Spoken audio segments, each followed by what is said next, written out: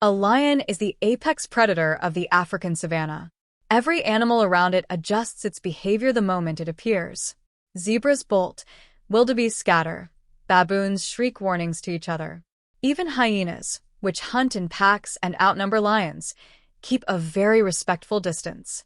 But researchers recently played recordings of different sounds near waterholes in African wildlife reserves, and what they found completely upended our understanding of fear.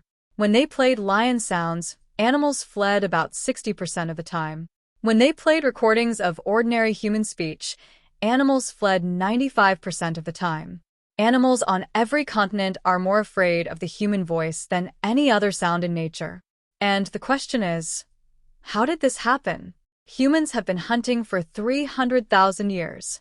And in that time, every animal that survived long enough to reproduce learned one critical lesson. When you hear humans, leave immediately. The animals that hesitated when they heard human voices got hunted. The animals that fled immediately survived and passed that fear to their offspring. Over hundreds of thousands of years, natural selection built fear of humans directly into the nervous systems of animals around the world. Elephants, which weigh 6 tons and have no natural predators as adults, will flee from a recording of human voices. Leopards abandon fresh kills when they hear human sounds nearby. Mountain lions in North America reduce their hunting activity significantly in areas where humans are present, even when those humans pose no direct threat. Even at waterholes during drought, animals chose to flee human voices over staying to drink.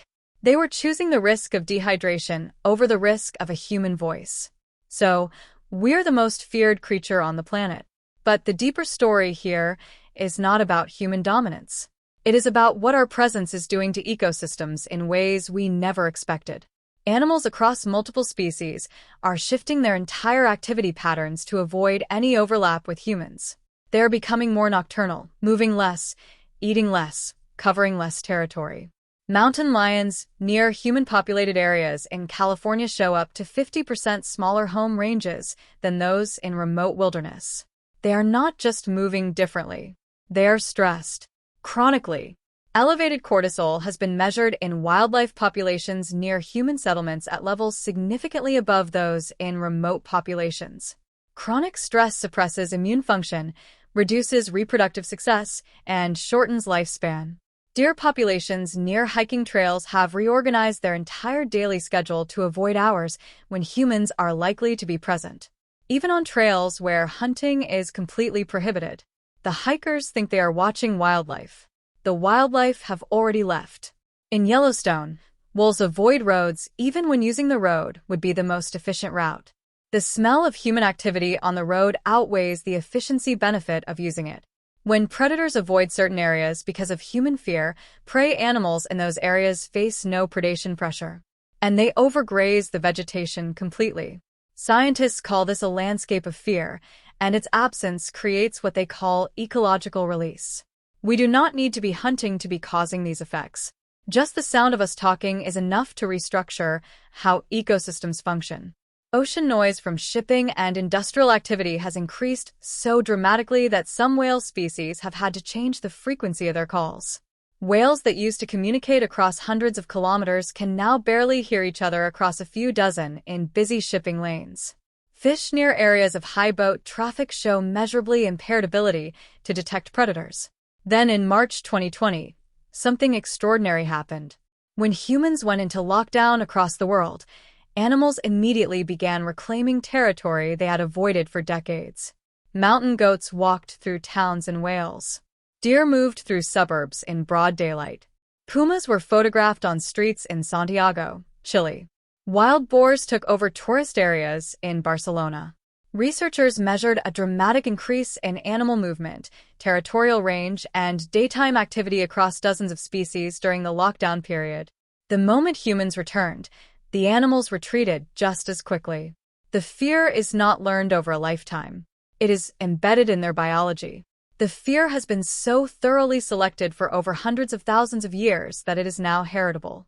Human voice recordings activate predator detection circuits in prey animals more strongly than recordings of their actual natural predators.